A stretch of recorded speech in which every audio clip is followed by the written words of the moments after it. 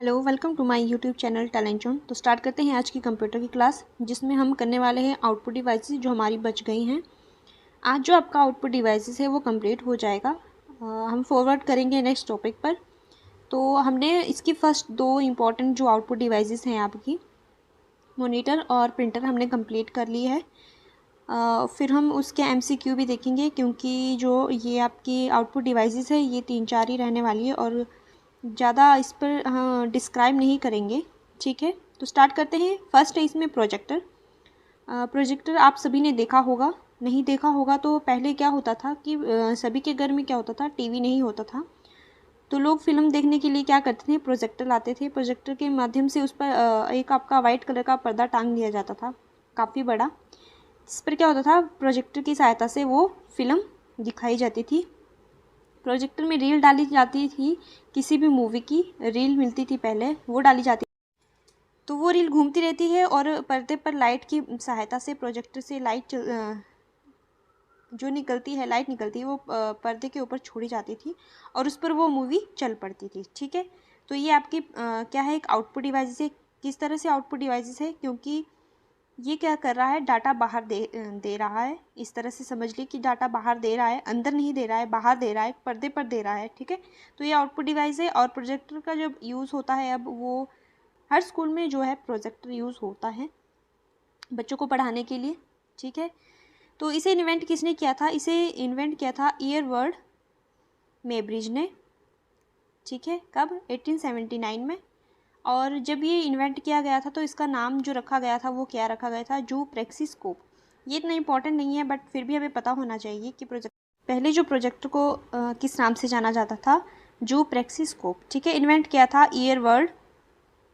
Edward मेब्रिज ने। ठीक है, नेक्स्ट है प्लॉटर। प्लॉटर देखने में आपके जैसा प्रिंटर देखने में होता है वैसे ही आपका प्लॉटर होता है, लेकिन इसमें डिफरेंस होता है। क्या डिफरेंस होता है, प्लॉटर से आप प्रिंटर से आप जो भी आपका PDF है या कोई भी फाइल है उसको डायरेक्ट कमांड देके सिर्फ वो प्रिंट होकर निकल जाता है। लेकिन प्लॉटर क्या करता है, अगर आपको कोई प्रिंट निकालना हो, जैसे मान लो किसी पिक्चर का आपको प्रिंट निकालना हो, तो इसमें क्या होता था, ये खुद प्रिंट करता है। ठीक है, वो सेम कॉपी नहीं निकाल के देता है, वो वैसी पिक्चर प्रिंट कर देता है। इसमें एक पेन जैसा लगा होता है, आप गूगल पर सर्च करके देख सकते हो प्लॉटर का काम, प्लॉटर किस तरह से आपका वर्क कर सकता है। बाकी पिक्चर आपको मैं दिखा दूंगी नेक्स्ट पेज में। ठीक है, तो प्लॉटर को इन्वेंट किया था रेमिंगटन रैंड ने 1953 में।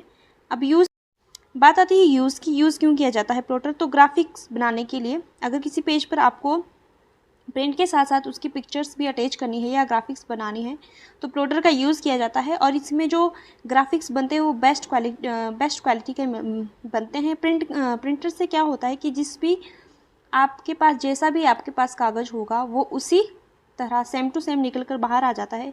अब वो ख़राब क्वालिटी का है, अच्छा क्वालिटी का है, ये उस पर डिपेंड करता है, परंतु वो सेम आपके लिए निकाल के दे देता है उसकी डुप्लीकेट कॉपी। बट ये प्लॉटर क्या करता है, वो वैसा ही पेज डिज़ाइन करता है, खुद बनाता है, मतलब खुद उसको क्रिएट करता है उस पेन की मदद से। इसलिए जो प्लॉटर है वो काफ़ी यूज़फुल चीज़ है। नेक्स्ट है आपका स्पीकर। स्पीकर क्यों यूज़ होते हैं आप सभी को पता है, म्यूज़िक सुनने के लिए मेनली यूज़ किए जाते हैं स्पीकर्स। और ये आउटपुट कैसे है, आउटपुट इसलिए है क्योंकि हम क्या करते हैं, कमांड देते हैं कंप्यूटर के लिए कोई भी सॉन्ग प्ले करने के लिए, लेकिन जो आवाज़ है वो बाहर ही आती है, वो कंप्यूटर के अंदर ही नहीं गूंजती है, बल्कि जो आपका स्पीकर है उसके माध्यम से हमें सुनाई देती है, बाहर वो आवाज़ फेंकती है। इस तरह से समझ लीजिए। तो ये भी आपकी आउटपुट डिवाइस है। इन्वेंट किया था अलेक्जेंडर ग्राहम बेल ने। और आप कमेंट करके बता सकते हो कि अलेक्जेंडर ग्राहम बेल ने जो दूसरी चीज़ इन्वेंट की थी वो कौन सी थी। काफ़ी बार क्वेश्चन पूछा जाता है साइंस में कि ये किसके इन्वेंटर है। ठीक है, और जो स्पीकर वर्क करता है कैसे करता है, इलेक्ट्रोमैग्नेटिक फील्ड पर काम करता है। नेक्स्ट है आपका लास्ट जो आउटपुट डिवाइस है वो हेडफोन है। हेडफोन आप सभी ने देखे होंगे। इन्वेंट किया था नेथलिन ब्लैडविन ने 1910 में, 1910 में। ठीक है, फर्स्ट यूज जो इसका किया गया था, कहाँ किया गया था, USA में, यूनाइटेड स्टेट ऑफ अमेरिका में। ठीक है, और हेडफोन यूज़ होते थे आपके पहले जो ये कि किसके लिए, किस पर्पज़ से बनाए गए थे। तो ये बनाए गए थे जैसे कॉल सेंटर होते हैं, जैसे आपकी एयरटेल की सिम है, जियो की सिम है, बीएसएनएल की सिम है, उसमें कोई फ़ॉल्ट आ जाता है तो आप कॉल करते हो कस्टमर केयर के लिए। तो वहाँ पर जो आपके वो कस्टमर या वहाँ पे जो सर्विस करते हैं, वो जो कॉल सेंटर में बैठे होते हैं, वो उसी की मदद से क्या करते हैं, उसको यूज़ करते थे, ठीक है, ताकि जो आवाज़ है वो अच्छे से उन्हें सुनाई दे और कस्टमर की जो क्वेरीज़ होती हैं उनको सॉल्व करने के लिए काफ़ी बैठे होते हैं वहाँ पर, तो इसलिए ताकि एक दूसरे को डिस्ट्रैक्ट ना कर सके, इसलिए हेडफोन यूज़ होते थे। तो बट अब क्या है कि सब हेडफोन यूज़ करते हैं म्यूज़िक सुनने के लिए, और इसमें पोर्ट बना होता है कि कौन से पोर्ट से ये अटैच होता है जो आपका हेडफोन होता है। तो इसके लिए पोर्ट बना होता है एनालॉग ऑडियो पोर्ट, ठीक है। वैसे तो ये ब्लूटूथ से कनेक्ट होते हैं, बट इसमें पोर्ट होता है, उसी के माध्यम से क्या होता है, ये कनेक्ट होता है, ठीक है। तो ये थी आपकी बची हुई कुछ आउटपुट डिवाइसेस। तो आउटपुट डिवाइसेस हमारा कंप्लीट हो चुका है। और ये है आपका प्लॉटर, ठीक है। ये इस तरह से प्रिंटर की तरह दिखाई देता है। ये देख सकते हैं आपकी जो पिक्चर इसमें ड्रॉ की गई है वो कितनी एचडी क्वालिटी में है, हाई डेफिनेशन। एचडी की जो फुल फॉर्म होती है हाई। ये आपका प्रोजेक्टर है, इस लाइट के माध्यम से पर्दे पर जो लाइट फेंकी जाती थी उस पर ही सारा कुछ नज़र आता था। ये आपके लेफ़्ट साइड में हेडफोन है और राइट साइड में आपका स्पीकर है, आप सभी ने देखा होगा, ठीक है। अब कर लेते हैं कुछ एमसीक्यूज़। फर्स्ट क्वेश्चन है which of these printers prints the entire line at once, कि वो कौन सा प्रिंटर है जो एक बार में एक लाइन छापता है, ठीक है। ये मैंने डिटेल में पढ़ाया है आपको प्रिंटर के बारे में। तो फर्स्ट ऑप्शन है laser printer, B inkjet printer, C electromagnetic printer और डी लाइन प्रिंटर। इसमें दो टाइप के आपको प्रिंटर पढ़ाए थे मैंने, एक आपका करेक्टर प्रिंटर था और दूसरा लाइन प्रिंटर था। आंसर होगा इसका option number D, line printer. जो लाइन प्रिंटर्स होते हैं वो आपके एक बार में एक लाइन को प्रिंट करते हैं। और इसमें जो आपके करेक्टर प्रिंटर है वो कौन कौन से हैं और लाइन प्रिंटर कौन कौन से हैं वो मैं आपको बता देती हूँ। तो इसमें दो आपके करेक्टर प्रिंटर होते हैं और दो ही आपके लाइन प्रिंटर होते हैं। करेक्टर प्रिंटर आपका एक डॉट मैट्रिक्स इम्पैक्ट प्रिंटर में जो होते हैं और डेजी व्हील, ये दोनों ही आपके करेक्टर प्रिंटर है। और चेन प्रिंटर और दूसरा आपका ड्रम प्रिंटर, ये दोनों आपके लाइन प्रिंटर है, ठीक है। नेक्स्ट क्वेश्चन है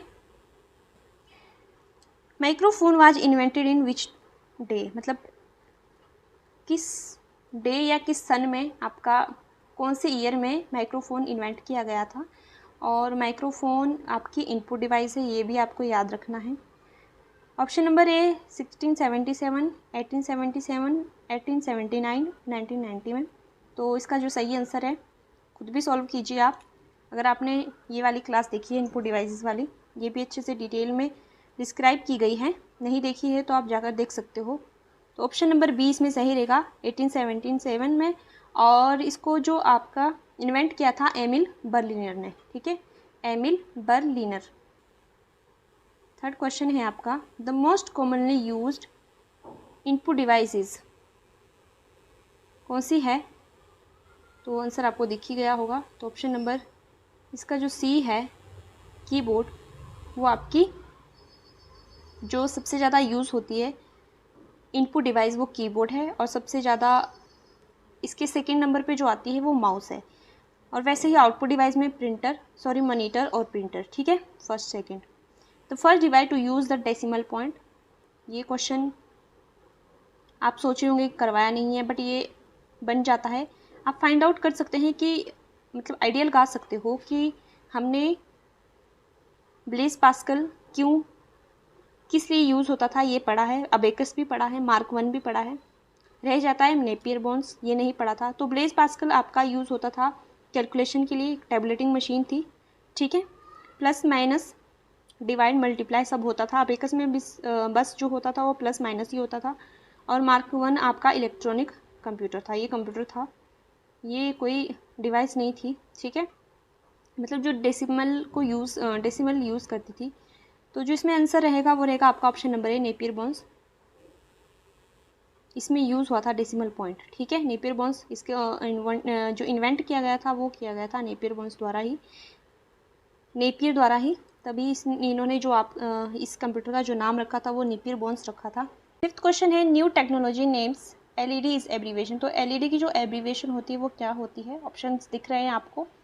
तो जो इसका सही आंसर होगा वो होगा आपका ऑप्शन नंबर ए, लाइट एमिटिंग डायोड्स। और जो आपका मॉनिटर है वो 3 टाइप का होता है मेनली, CRT, LCD और LED।